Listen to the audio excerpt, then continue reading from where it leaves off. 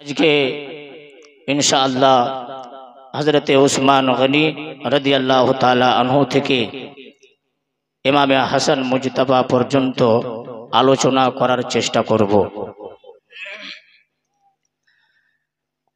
হযরতে ফারুক আজম রাদিয়াল্লাহু তাআলা আনহু হযরতে উসমান গনি রাদিয়াল্লাহু তাআলা আনহুকে খলিফা বানিয়েছিলেন এবং রেজিস্টারে হযরতে উসমান গনির নাম লিখেছিলেন।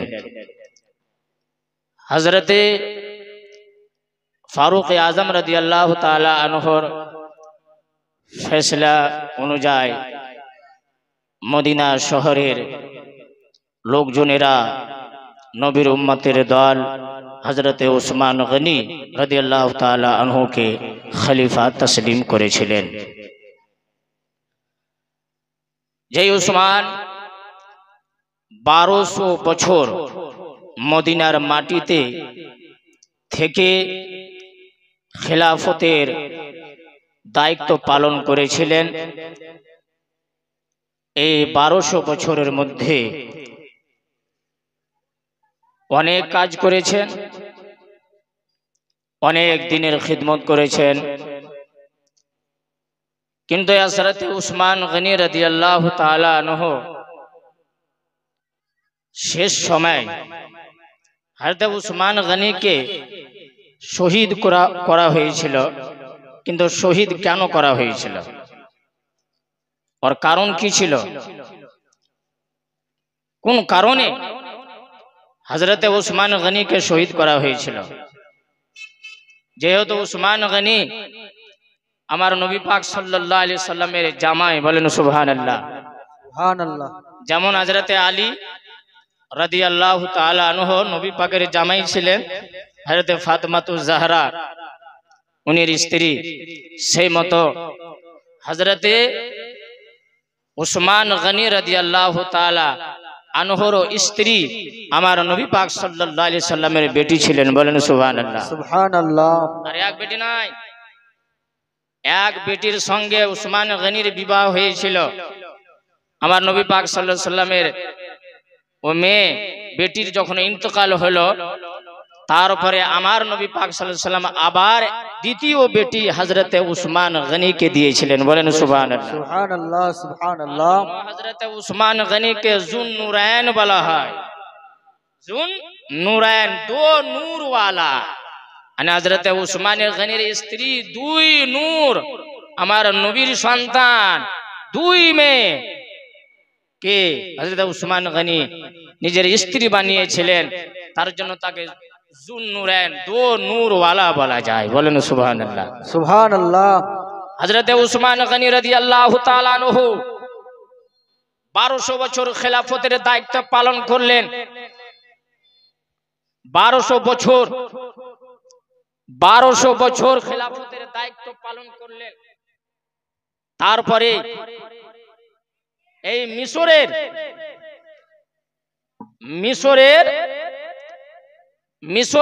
দেশ থেকে হযরতে উসমান গনি যাকে কাজী বানিয়ে পাঠিয়েছিলেন, হযরতে উসমান গনি যাকে কাজী বানিয়ে পাঠিয়েছিলেন মিশর শহরে,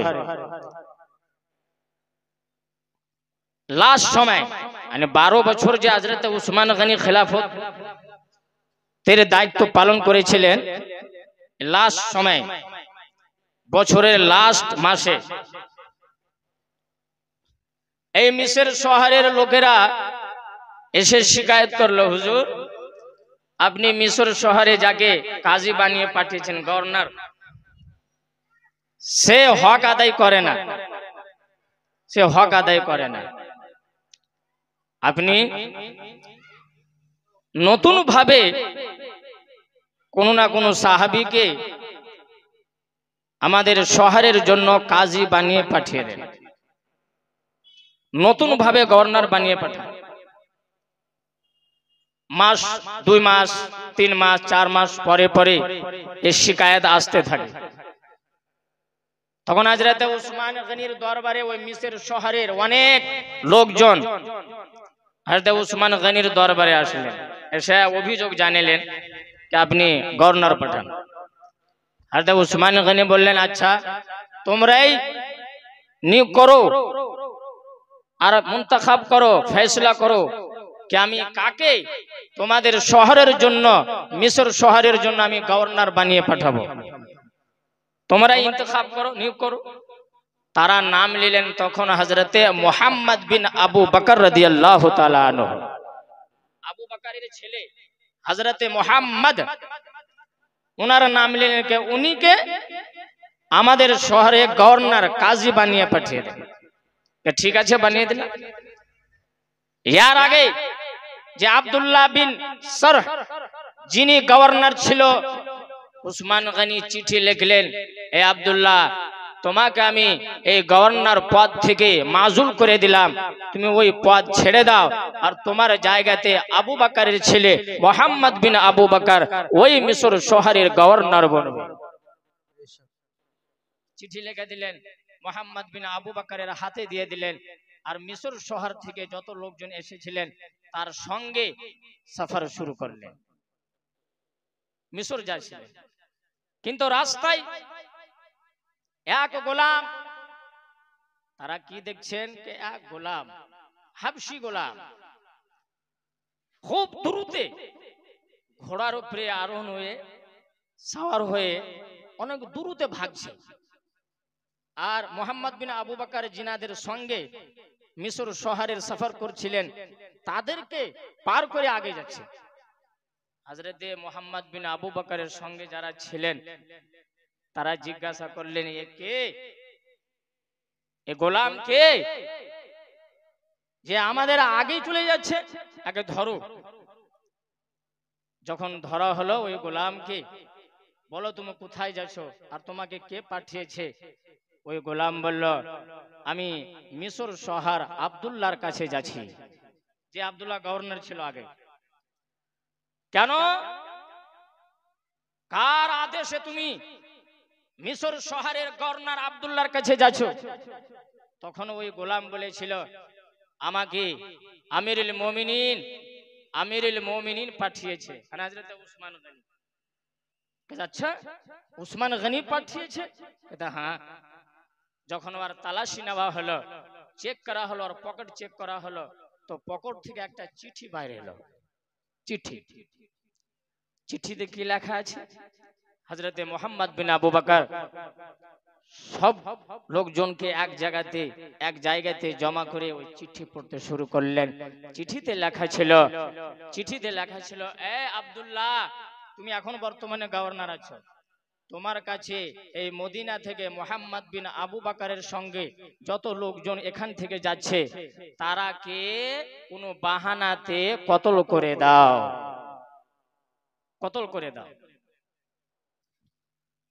এত কঠিন ফেসলা। তখন ওই মুহাম্মদ বিন আবু বকর বললেন, এই গোলাম বল, এই চিঠি কে লিখেছে?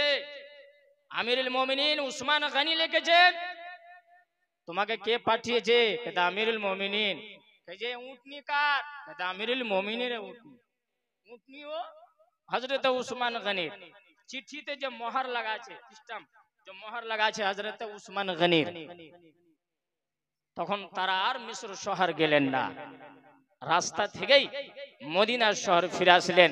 আর হযরত উসমান গনির দরবারে গিয়ে হযরতে আলী, হযরতে তালহা, হযরতে জুবাইর, হযরতে সাদ, সমস্ত সাহাবাগণ তাবেঈনকে এক জায়গাতে জমা করে চিঠি পড়তে শুরু করলেন। যে চিঠিতে লেখা ছিল, এই আব্দুল্লাহ, তোমার কাছে মুহাম্মদ বিন আবু বকর যাবে, তাকেও কতল করে দাও। মুহাম্মদ বিন আবু বকরের সঙ্গে যত লোকজন যাবে সমস্ত লোকজনকে কতল করে দাও। এ উসমান গনি বলেন, আপনি তো আমাকে ওই মিশর শহরের গভর্নর বানিয়ে আপনি তো পাঠালেন, ফির আপনার তাহরির, আপনার লেখা কে আমাকে কতল করার আদেশ দিয়েছেন। আমার সঙ্গে যত লোকজন আছে সমস্ত লোকজনকে কতল করার আপনি আদেশ দিয়েছেন।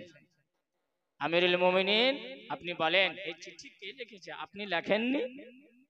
হযরত উসমান গনি বললেন, না, এই চিঠি আমি কোনোদিন লিখতে পারি না, আমি লিখিনি। कहते এই চিঠি আপনি লেখেননি, মোহর কার লাগা? कहते আমার। এ উটনি কার? উসমান গনি রাদিয়াল্লাহু আনহু বললেন আমার তো উটনিও আপনার, গোলামও আপনার, আর চিঠি তো মোহর লাগা আছে আপনার, এই চিঠি লিখে তখন হযরতে উসমান গনি রাদিয়াল্লাহু তাআলা আনহু খোদার কসম খেয়েছিলেন, এই শুনো আমি আল্লাহর কসম খেয়ে বলছি এই চিঠি আমি লিখিনি, না আমি নিজের গোলামকে লেখার আদেশ দিয়েছি, আর এই চিঠির ব্যাপারে আমি কিছু জানি না। যখন আল্লাহর কসম খেলেন হযরতে উসমান গনি রাদিয়াল্লাহু আনহু, যখন আল্লাহর কসম খেয়ে বললেন, তখন হযরতে আলী, হযরতে তালহা, হযরতে জুবাইর, হযরতে সাদ সমস্ত সাহাবাগণ হযরতে উসমান গনির দরবার থেকে বাড়ি চলে গেলেন। বললেন যে না না, উসমান গনি কোনোদিন মিথ্যা কসম খেতে পারে না, উসমান গনি কোনোদিন মিথ্যা কসম খেতে পারে না। উসমান যখন কসম খেয়ে বলছে আমার চিঠি নাই, আমি মোহর লাগাইনি, আমি লেখার আদেশ দিইনি, নিশ্চয় এখানে রাজ আছে, কথা আছে। উসমান গনির চিঠি চলে গেলেন। তখন ওই মুহাম্মদ বিন আবু বকরের সঙ্গে যারা ছিল এ বালওয়াইরা হযরতে উসমান গনিকে চারো সাইড থেকে ঘিরে নিলেন। আর মুহাম্মদ বিন আবু বকর ওইখানে থাকলেন। হযরতে আলী বাড়ি চলে গেলেন, তালহা বাড়ি চলে গেলেন, হযরতে জুবাইর রিদওয়ানুল্লাহ আলাইহিম আজমাইন সমস্ত সাহাবাগণ নিজের বাড়ি চলে গেলেন। বাড়ি গেলে এই বালওয়াইরা ঘিরে নিলে চারো সাইড থেকে। হযরতে উসমান গনি আমি বলেছিলাম 40 দিন এবং 48 দিন বা 49 দিন 84 দিন পর্যন্ত ঘরে বন্দী ছিলেন। শুধু এটা নাই, পানি পর্যন্ত বন্ধ করে দেওয়া হয়েছিল। বালওয়াইরা হযরতে উসমান গনিকে পানিও পান করতে দেয়নি, পানি বন্ধ হয়ে গেল।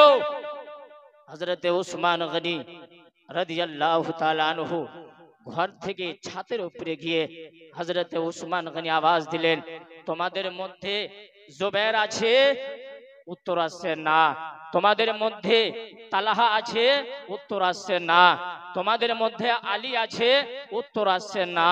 হযরত উসমান গনি বললেন, আলীকে যে বলে দাও, আলীকে খবর দিয়ে দাও উসমানের পানি বন্ধ করে দেওয়া হয়েছে, আলীকে পেগাম দিয়ে দাও উসমানের জন্য পানির ব্যবস্থা যেন করে দেয়।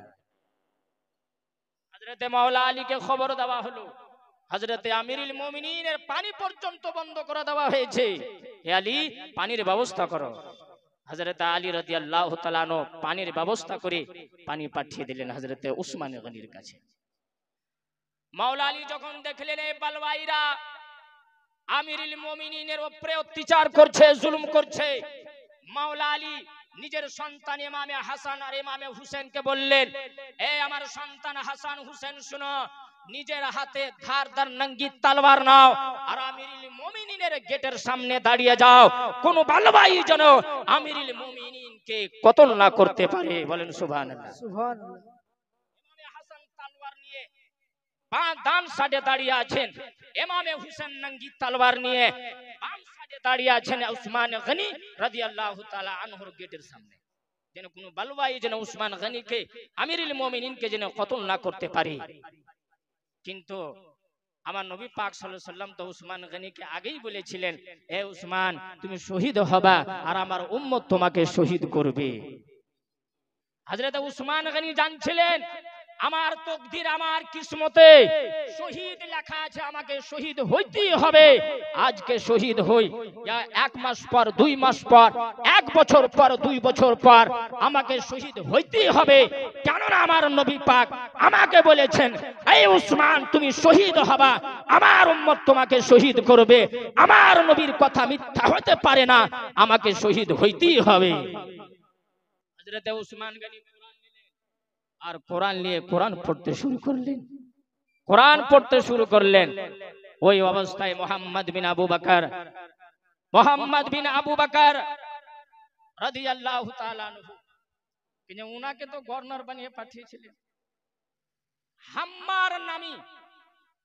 হাম্মার নামী এক ব্যক্তি আর আসওয়াদ নামী এক ব্যক্তি।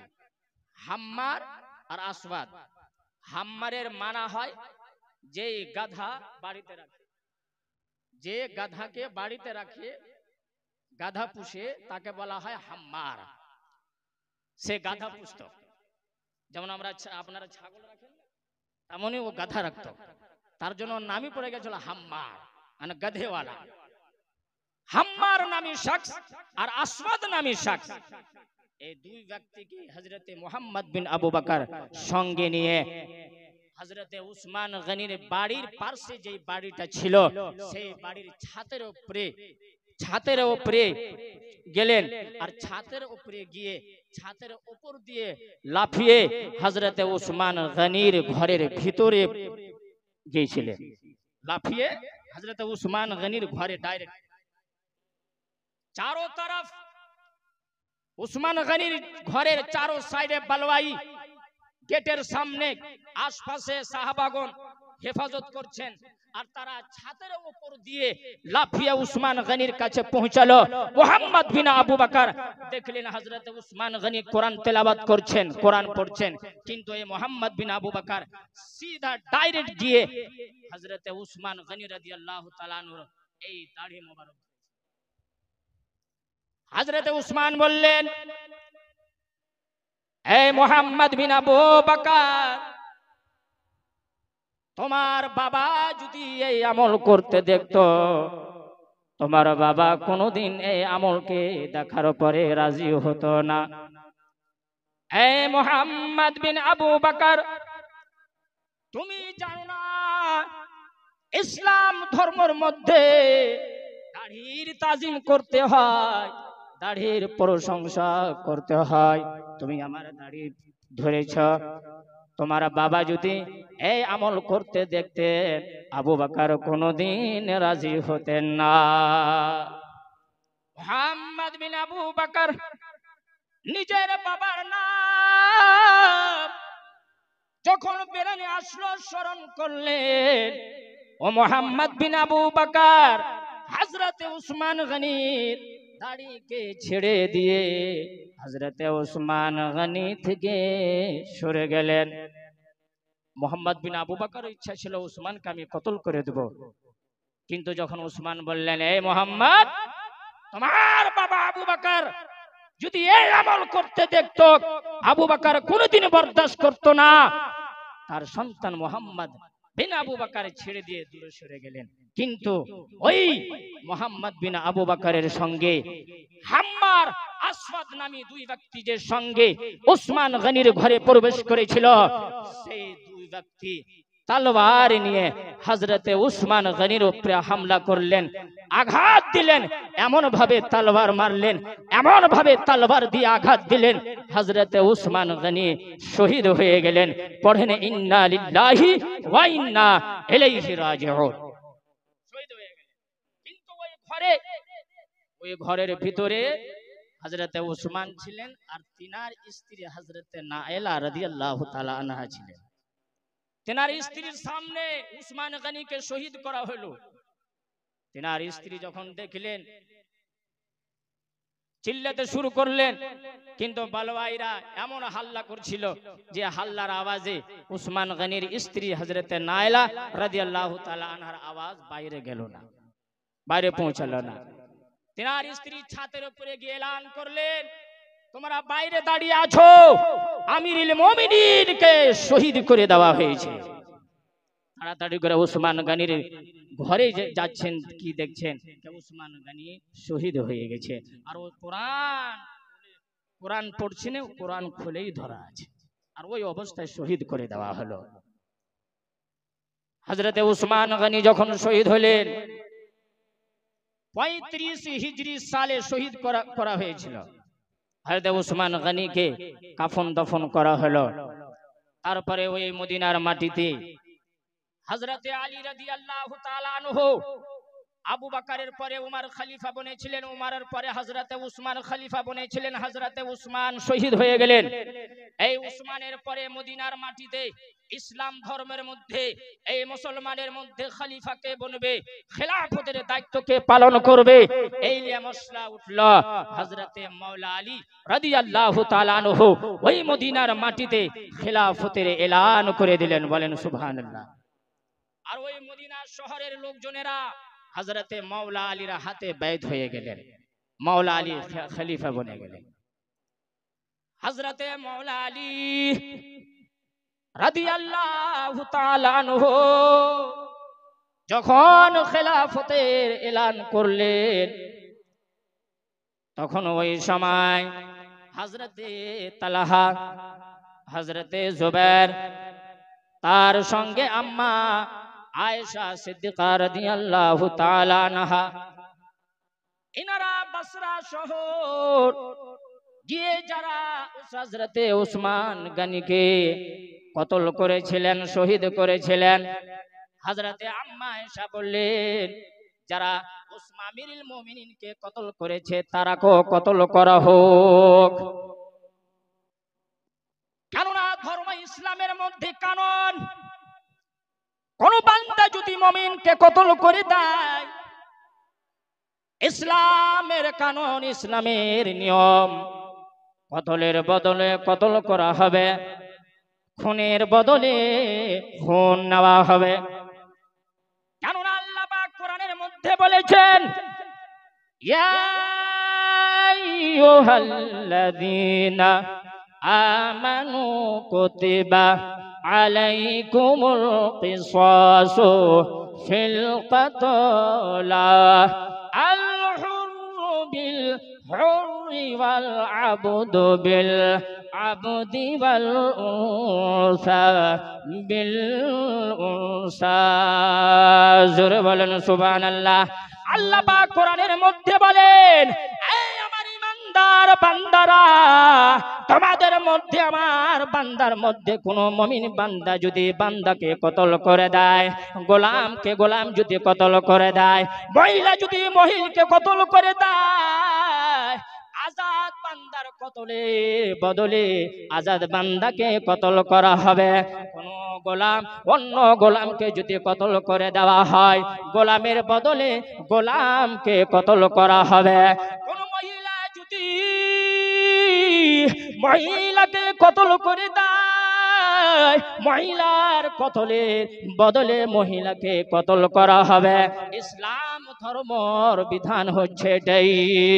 বলেন সুবহানাল্লাহ। হযরতে আম্মা আয়েশা বললেন, যারা হযরতে উসমান গনিকে কতল করেছে, আমি খুনের বদলে খুন নেব, কতলের বদলে কতল করব। হযরতে তালহার এটাই সিদ্ধান্ত, হযরতে জুবাইরের এটাই সিদ্ধান্ত।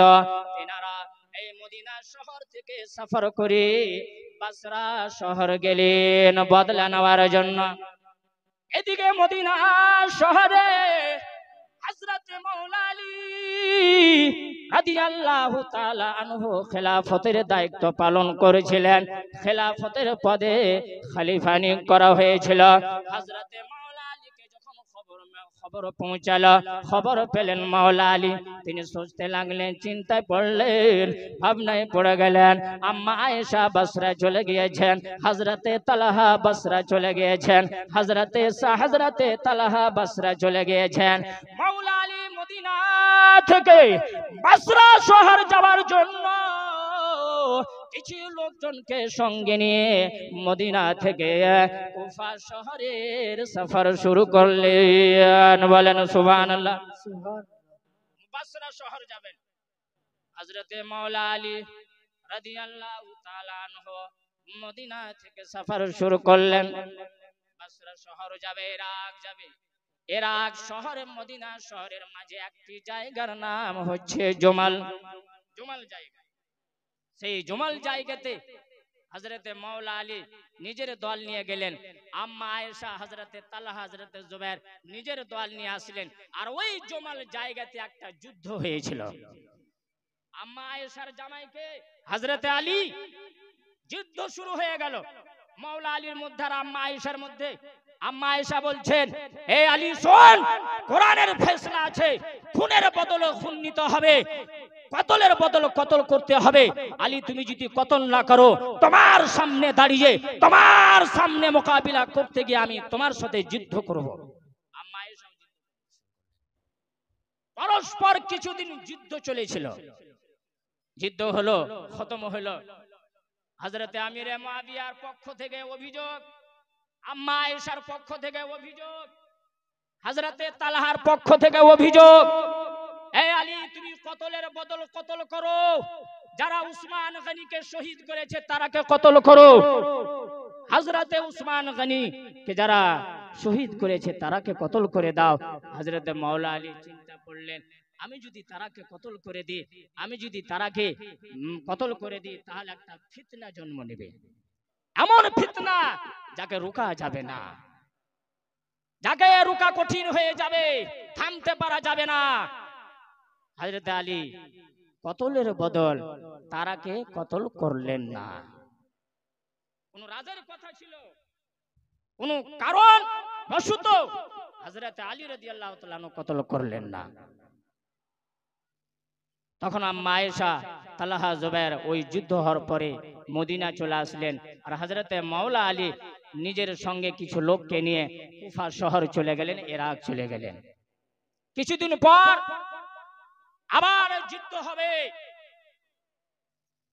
হযরতে আমিরে মুআবিয়া রাদিয়াল্লাহু তাআলা আনহু ওই শাম দেশ থেকে কিছু লস্কর সঙ্গে নিয়ে সিফিন জায়গাতে জমা হলেন।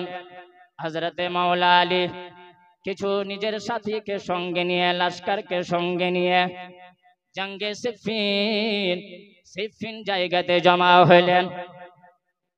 ওই যুদ্ধের সময় জঙ্গে সিফিনের মধ্যে মাওলা আলী একদিকে, হযরতে উসমান আমিরে মুআবিয়া রাদিয়াল্লাহু তাআলা নিজের লস্কর নিয়ে একদিকে। ওই জঙ্গে সিফিনে একদিন নয়, দুদিন নয়, 3 দিন নয়, 4 দিন নয়, পরস্পর অনেক দিন ওই সিফিন জায়গাতে যুদ্ধ হয়েছিল। কিন্তু কোনো কারণে, কোনো কথার উপরে হযরতে আমিরে মুআবিয়া হযরতে মাওলা আলীর মধ্যে মীমাংসা হয়েছিল, সুলহ হয়েছিল। মীমাংসা হয়ে যাওয়ার পর হযরতে মাওলা আলী কুফা শহর চলে গেলেন, হযরতে আমিরে মুআবিয়া রাদিয়াল্লাহু তাআলা আনহু শাম দেশ চলে গেলেন। আমিরে মুআবিয়া আলীর মধ্যে সুলহ হয়ে গেল, মীমাংসা হয়ে গেল, আর যুদ্ধ হবে না, আর যুদ্ধ হবে না। ইরাক যখন গেলেন, ওই আলীর দলে কিছু মুনাফিক ছিল, বদমাশ ছিল, শয়তান ছিল। ওই শয়তানেরা কি করলে, হযরতে মাওলা আলীকে বললেন, লা হুকমা ইল্লা লিল্লাহি। এ আলী, আমরা কোনো ইমাম মানি না, আমরা খলিফা মানব না, ইমাম মানব না, আমাদের জন্য আল্লাহর ফয়সালা যথেষ্ট। আমরা শুধু আল্লাহর ফয়সালা মানব, আপনাকে আমরা খলিফা মানব না। দল কেটে বের হয়ে, যেই দলের নাম পড়েছিল খারিজি, নাম শুনেছেন, যে দলের নাম ছিল খারিজি, আলীর জামাত থেকে বের হয়েছে। হযরতে মাওলা আলী বলেন, আচ্ছা আমাকে খলিফা মানবি না, কোরআন ছাড়া অন্য জিনিসকে মানবি না। হযরতে মাওলা আলী লস্কর পাঠালেন, আর লস্কর পাঠিয়ে গেতে সাফায়া করে খারিজি সব একদিক থেকে কতল করে। কিন্তু কিছু পালিয়ে গেছিল, কিছু পালিয়ে গেছিল। পালিয়ে গিয়ে হযরত আলী বলেছিলেন, এ আব্দুল্লাহ ইবনে আব্বাস, হযরত আব্দুল্লাহ ইবনে আব্বাসকে সরদার বানিয়ে পাঠিয়েছিলেন, যাও আর এই খারিজি 4 থেকে সম্ভবত 4 থেকে 5,000 মানুষ দল, ওই দলের মধ্যে কত লোক ছিল, 4 থেকে 5,000 খারিজি হয়ে গেছিল, বেঈমান হয়ে গেছিল। মাওলা আলী বললেন, আব্দুল্লাহ ইবনে আব্বাস, তোমাকে আমি তোমার সরদারিতে, তোমাকে সরদার বানিয়ে আমি পাঠাচ্ছি, যাও আর এই খারিজি যত আছে একদিক থেকে একদম সাফায়া করে, কেউ যেন বাঁচতে না পারে। মানে একটা যদি বেঁচে যায়, ই কিডার মতন কাজ করবে, পোকার মতন কাজ করবে, ই পোকা ছাড়তে হবে না, একদিক থেকে সাফ করে দাও। হযরতে আব্দুল্লাহ ইবনে আব্বাস রাদিয়াল্লাহু তাআলা আনহুমা লস্কর সঙ্গে নিয়ে গেলেন, আর খারিজি যত ছিল আগে বুঝলেন, চেষ্টা করলেন যেন শুধরে যায়, চেষ্টা করেছিলেন যেন আলীর দলে চলে আসে, চেষ্টা করলেন যেন ইমানের পদে যেন চলে আসে, কিন্তু তারা হলো শয়তান, ইবলিস, মানবে না। তখন হযরত আব্দুল্লাহ ইবনে আব্বাস হুকুম দিলেন, একদিক থেকে সাফ কর। হ্যাঁ, যেমন মুলি কাটে না, মুলি কাটে তলোয়ার ছুরিতে, মুলি কাটে একদম একদিক থেকে কাটে, তেমনি হযরত আব্দুল্লাহ ইবনে আব্বাস হুকুম দিলেন, একদম মুলির মতন একদিক থেকে কাটো, যেন একটাও যেন না বাঁচে। কিন্তু আল্লাহর কুদরত, এই 3 মুনাফিক, হ্যাঁ খারিজি পালিয়ে গেল, পালিয়ে গিয়ে বেঁচে গেল। ইনারা কি করলো, মক্কা শহরে আসলো। আর মক্কা শহরে এসে তিন ব্যক্তি, এক ব্যক্তির নাম ছিল আমর বিন বকর, দ্বিতীয় খারজির নাম ছিল আব্দুর রহমান বিন মুলজিম, আর তৃতীয় খারজির নাম ছিল বরক বিন আব্দুল্লাহ। এই তিন ইবলিস শয়তান মক্কাতে জমা হলো। আর জমা হয়ে রায় মাশওয়ারা করলে কি জানেন, আরে হযরত আলী আর আমিরে মুয়াবিয়ার মধ্যে যে যুদ্ধ চলছে না, এতে কাউকে ছাড়তে হবে না। আমিরা মুয়াবিয়া को রাখতে হবে না, আর আলী को রাখতে হবে না, আমর বিন আস को রাখতে হবে না, একদম কতল করে দাও। তিন ব্যক্তি সিদ্ধান্ত নিলেন। এই আব্দুর রহমান বিন মুলজিম বলল যে আমি মাওলা আলীকে শহীদ করে দেব, এর জিম্মেদার আমি নিলাম। বরক বিন আব্দুল্লাহ বলল যে আমি আমর বিন আসকে কতল করব, এর জিম্মেদার আমি নিলাম। আমর বিন বকর বলল আমি আমিরে মুয়াবিয়াকে কতল করে দেব, এর জিম্মেদার আমি নিলাম। এই তিন ইবলিস শয়তান মক্কা শহর থেকে সফর শুরু করলো মক্কা কুফা শহরে শাম দেশে আর মদিনাতে সফর শুরু করলো। নিয়ত কি, আমিরে মুয়াবিয়াকে কতল করতে হবে। নিয়ত কি, আমিরে মুয়াবিয়া, হযরত আলী, হযরত আমর বিন আস, তিন ব্যক্তিকে কতল করতে হবে। এই আব্দুর রহমান বিন মুলজিম বদমাশ শয়তান, রমজান মাস ছিল, রমজান মাসের 17 তারিখে, রমজান মাসের 17 তারিখে 40 হিজরি সালে ওই আব্দুর রহমান বিন মুলজিম মাওলা আলীকে কতল করার নিয়তে, কতল করার ইরাদা নিয়ে কুফা শহরের দিকে সফর শুরু করলো। এই বদমাশ ফজরের সময় মাওলা আলী রাদিয়াল্লাহু তাআলা আনহু নিজের বিছানাতে ঘুমিয়েছিলেন।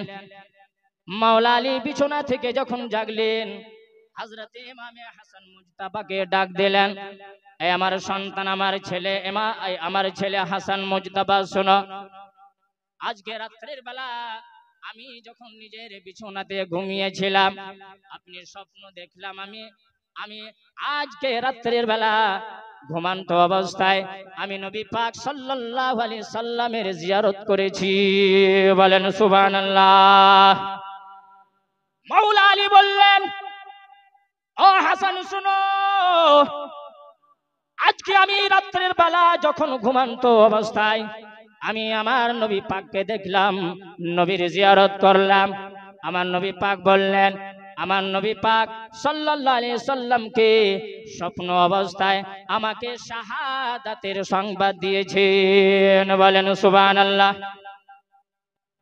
হযরত মাওলা আলী উঠলেন, মানে এমন একটা স্বপ্ন দেখেছিলেন, নবী পাক বললেন যে মাওলা আলী অনুভব করলেন আজকে আমি আর থাকবো না, পৃথিবীতে শহীদ হয়ে যাব। মা ইমামে হাসানকে বললেন, হাসান শোনো, এই মতন আমি খব দেখেছি। সকালবেলা এই কথাবার্তা চলছিল, এই সময় মুয়াজ্জিন সাহেব মসজিদ থেকে আজান দিতে শুরু করলেন, ফজরের আজান, ফজরের আজান।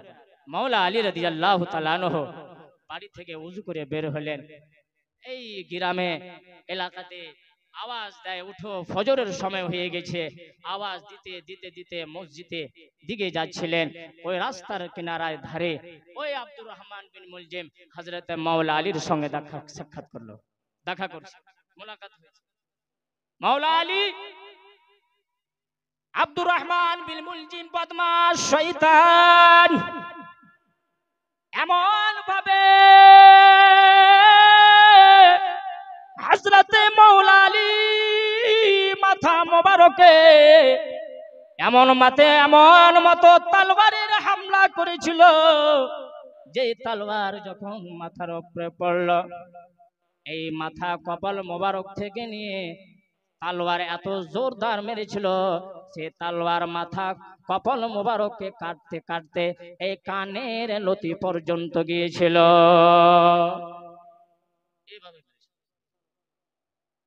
মাওলা আলী যখন আওয়াজ দিলেন, জমিনে পড়লেন। ইমামে হাসান মুজতাবা বাড়ি থেকে বের হলেন, ইমামে হুসেন বাড়ি থেকে বের হলেন। কি দেখছে বাবাজান? হযরতে আলী রাদিয়াল্লাহু তাআলা আনহু বেহুশ হয়ে জমিনে পড়ে আছে। এমন ভাবে তলোয়ার মেরেছে, আব্দুর রহমান বিন মুলজিম ইবলিস শয়তানকে সঙ্গে সঙ্গে ধরে ফেললেন, ধরে নিলেন, ভাগতে পারেনি। ধরার পরে কি সাজা দিয়েছেন জানেন?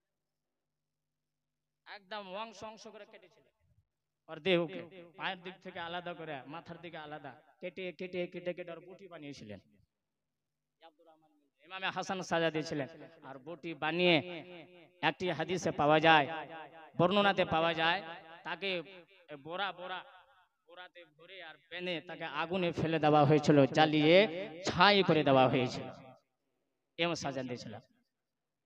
মাওলা আলী যখন শহীদ হয়ে গেলেন, শুক্রবারের সকাল বেলায় তলোয়ারের আঘাত হয়েছিল। শুক্রবারে দিন থাকলে রাত কাটলো, দিন কাটলো।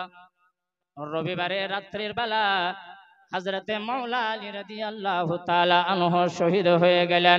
পড়েন ইন্না লিল্লাহি ওয়া ইন্না ইলাইহি রাজিউন।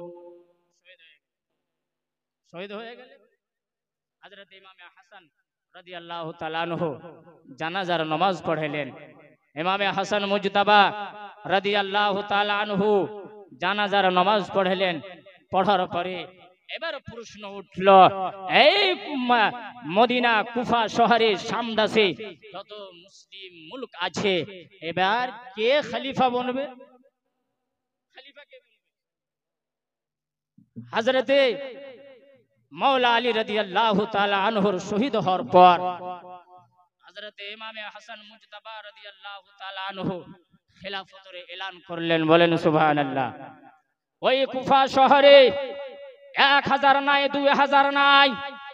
ইমামে হাসান যখন খেলাফতের দায়িত্ব পালন করার ইচ্ছা করলেন, ইমামে হাসান মুজতাবা রাদিয়াল্লাহু তাআলা আনহু যখন খেলাফতের এলান করলেন, তখন ওই কুফা শহরে 1000 নাই, 2000 নাই, কমবেশ 22000 মানুষ ইমামে হাসান মুজতাবার হাতে বাইত হয়েছিলেন। বলেন সুবহানাল্লাহ। 22000 ইমামে হাসান মুজতাবার হাতে বাইত হলেন। ইমামে হাসান মুজতাবা এই মতো 6 মাস কুফা শহরে থেকে খেলাফতের দায়িত্ব পালন করেছিলেন। বলেন সুবহানাল্লাহ। ইমামে হাসান থেকে 6 মাস পূর্ণ হওয়ার পরে আমার নবীর কথা 30 বছর খেলাফতে রাশেদা থাকবে, এই কথা সত্য প্রমাণ হয়ে গেলেন। বলেন সুবহানাল্লাহ। কেননা তিরমিজি শরীফের মধ্যে আমার নবী পাক সাল্লাল্লাহু আলাইহি সাল্লাম বলেছেন, আল খিলাফাতু ফি উম্মতি সালাসুনা সানাতান। আমার নবী পাক বলেছেন, আমার এই দুনিয়া থেকে যাওয়ার পর এই জমিনের উপরে 30 বছর পর্যন্ত খেলাফতে রাশেদা কায়েম থাকবে। বলেন সুবহানাল্লাহ।